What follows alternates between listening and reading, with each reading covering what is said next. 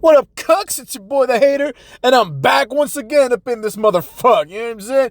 Now, I've been a little bit busy, and we've had guests over, so that's why I haven't done any videos, and also, like I said, I'm working on updating the Hater channel up in this motherfucker, you know what I'm saying? I got some graphics coming up, maybe you'll see one in this video, who knows, cucks?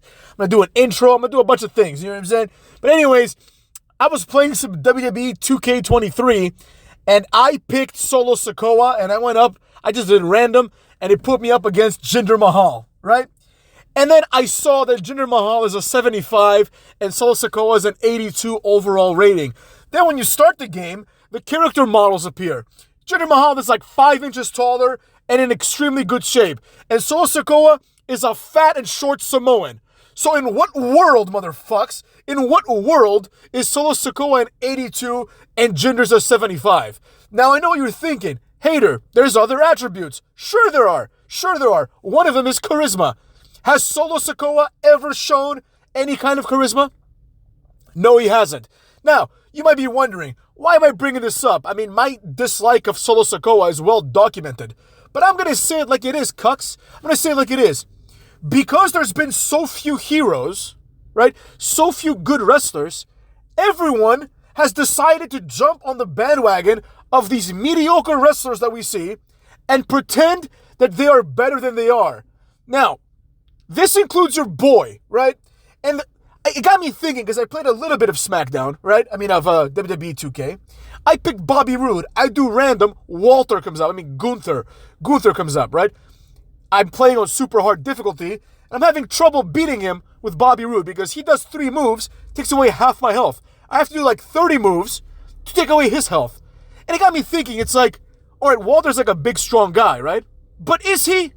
Is he really? Like, if you had Bobby Roode and Walter, Gunther, right? Is it axiomatic that Gunther is the better wrestler? That Gunther is the better guy? The guy that deserves more? Is this obviously true by looking at them? The answer to me is a resounding no, right? It's a resounding no. Now, I like Gunther. Everybody likes Gunther. But it needs to be said, motherfucks. Gunther isn't that great. You know what I'm saying? I respect the fact that he lost the weight, because that shows drive and gumption. But even on my drive to the place that I'm going right now, I was thinking about this. Does it really show drive, or is that the fucking standard, right? It's like nobody says, wow, good job, Randy Orton, for not being fat. Because Randy Orton has always had a good physique, right? But Gunther is a fat fuck, loses weight, people are like, wow, great work, buddy. No, the standard should be you should never have been fat. You should have looked like Randy Orton the entire time, right? And that's what got me thinking. It's like you have people that do this, right? Jinder Mahal and Bobby Roode are 2 examples because I pressed square to do random opponents or random picks, and that's what I got, right? But the roster is full of these people. You know what I mean? Hell, even Karrion Kross, you can make an argument, is like the same thing as Gunther, right? It's like, what makes Gunther, and I don't mean to deviate into a Gunther rant here, but specifically him, right? Based on my gaming. What makes him so great? He's got like 5 moves. They're all like basic moves. You know what I'm saying? They're moves that you could find in like SmackDown 1. You know what I mean? In WWF Attitude. You could find the moves there. It's just power bombs and slams, right? Now, I like power bombs and slams, especially when they're compared to like Finn Balor's shitty double stomps and Nakamura's running knees. Which like Nakamura, all he does is running knees. He does like 19 running knees in one match, and one of them is called the Kinshasa, and it's his finisher because he does a silly little taunt before it, right? Just a bunch of running knees and running kicks, right? So yeah, they're better than that, but they're not better than complicated movesets, right? Now, I'm not saying that Gunther needs to change. I get what he's going for, I get it, and I like Gunther. But if we're being honest, right? It's not like Gunther screams charisma. The man can't cut a promo. I mean, he's okay. He's not completely horrible. I actually like when he talks, right? I actually prefer him over Ludwig Kaiser, which I think is a little bit overplayed, but that's neither here nor there. But it's not like he's this great talker on the microphone, right?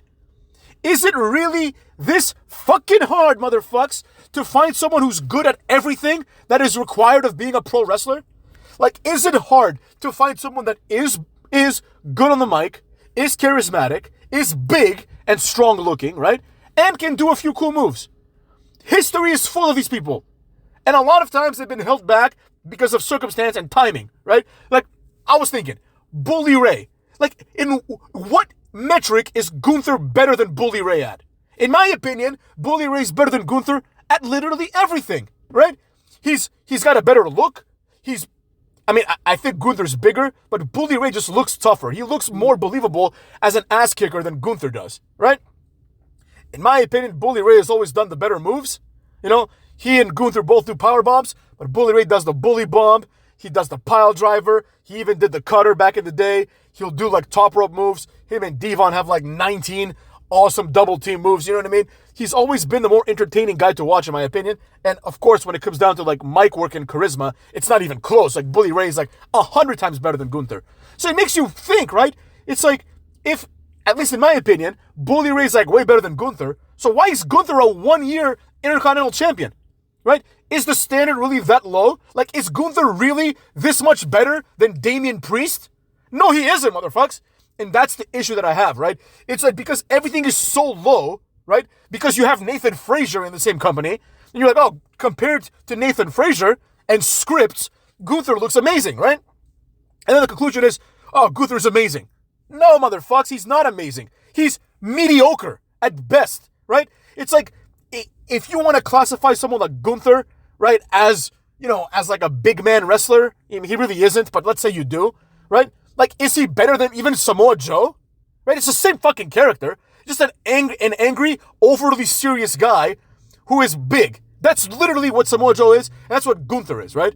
But then you have people like Abyss and Kane, who are obviously better, right? There's so many characters and wrestlers that are better, right? Now, if Gunther was, let's say, he had his frame, and he was like a Kurt Angle, okay, fine, you know what I mean? That's great, because that's all I hear. Oh, Gunther is technically sound. No, he isn't, motherfucks. Let's be honest. The powerbomb he does looks different every time he does it. That's not the sign of someone who's good at their job. He has to make it look consistent, and he doesn't, right? Now, this isn't about Gunther, nor is it really about Solo Sakoa, right? It's about nobody, really. It's about the pattern, right? Because the argument here is, if Gunther, in my opinion at least, is so overrated, what does that say about Solo Sakoa?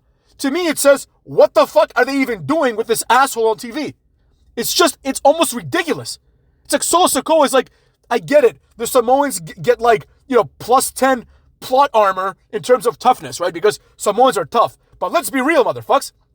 Let's be real. If you took Solo Sakoa, right, and you had him fight, like in a real fight, you had him fight like, I don't know, Damian Priest, right? Like, yeah, of course, maybe Solo Sakoa really is a tough guy, but I would imagine that Damian Priest would whoop his ass. I would imagine that Bully Ray would definitely whoop his ass, and I would imagine that Gunther would whoop his ass, right? So it's like, I might even say Cody Rhodes might whoop his ass, because Cody Rhodes is bigger than him. You know, like, Cody Rhodes definitely bench presses more than Solo Sakoa, you know what I'm saying? And he's stronger looking, right? And he's taller. So it's like, what exactly, basically, where do you hang the hat of Solo Sakoa in the context of he's a tough guy? Like, he's smaller than the Usos, who up until yesterday were jobbers, right? Compared to his father, he's like tiny, right? Because Rikishi was a fat-ass motherfucker, right? And compared to Umaga, he's also tiny. So it's like, what exactly makes Solo Sakoa believable? He's just a guy who's like 6 foot, 250 pounds of fat, and he's supposed to be like this tough guy, right? He's probably like 280, let's be honest. He's a big boy. He's small compared to Rikishi, but Rikishi was a big boy. But the point is, there's absolutely no reason why in the same company that you have someone like Riddick Moss or Jinder Mahal, that they're jobbers and Solo Sakoa is presented as a threat. In what world does this make sense?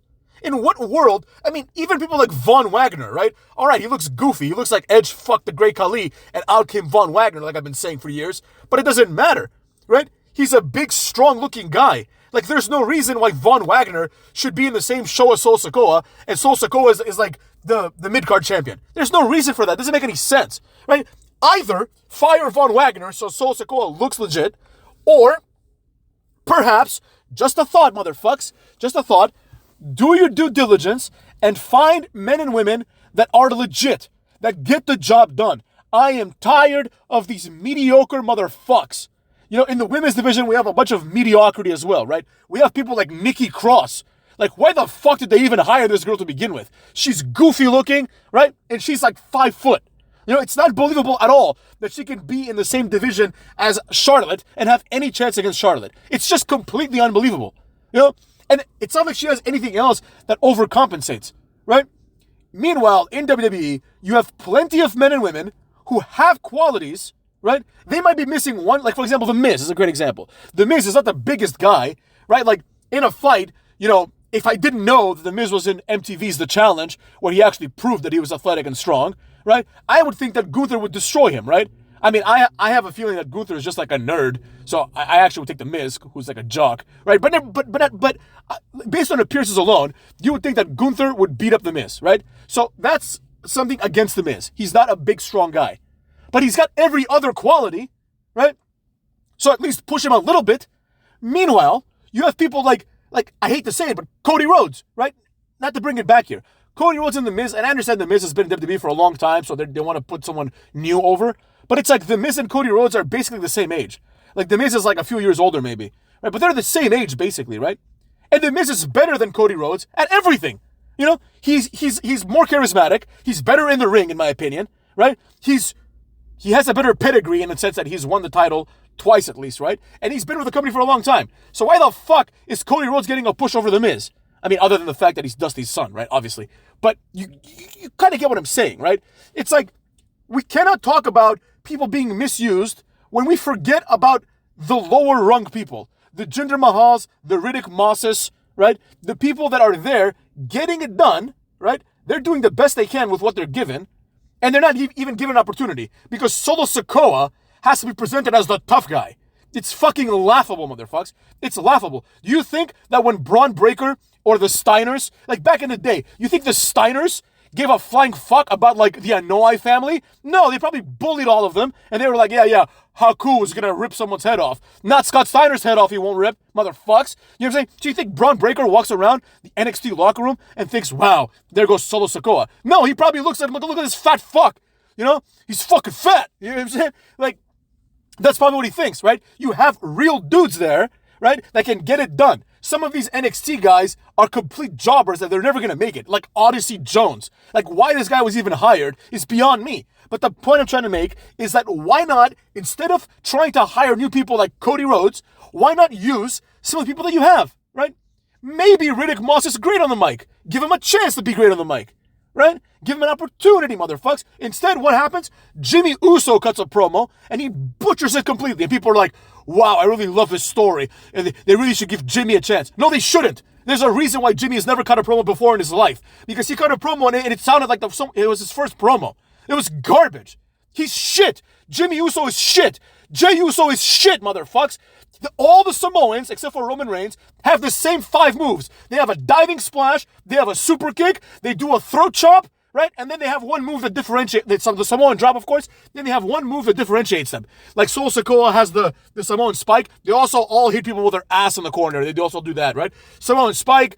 Jey Uso did the tequila sunrise for like 2 weeks, right? But Jimmy Uso has literally all the same moves as Jey Uso. People are like, wow, Jimmy Uso and Jey Uso should really get singles pushes. You can go on Wikipedia right now, motherfucks. They don't even have separate Wikipedia pages unless they got them like today, right? These are two fucks who are so similar that they've been exactly the same for a long time. And people are thinking about, let's push Jimmy Uso? Have you lost your fucking mind? In a company where you have Braun Breaker waiting in the wings, you want to push fat Jimmy Uso? No disrespect to alcoholics, because your boy rolls with a lot of alcoholics. But the guy who might get a DUI and then be gone for 6 months? Get the fuck out of here, man. We need new heroes, but more importantly, we need to explore the possibilities that we've got some heroes amongst us, right? Pushing Gunther as a 1-year Intercontinental Champion is ridiculous. Off the top of my head, I can list like 15 better Intercontinental Champions throughout history that haven't had a 1-year reign, right? So get the fuck out of here, punks, motherfucks.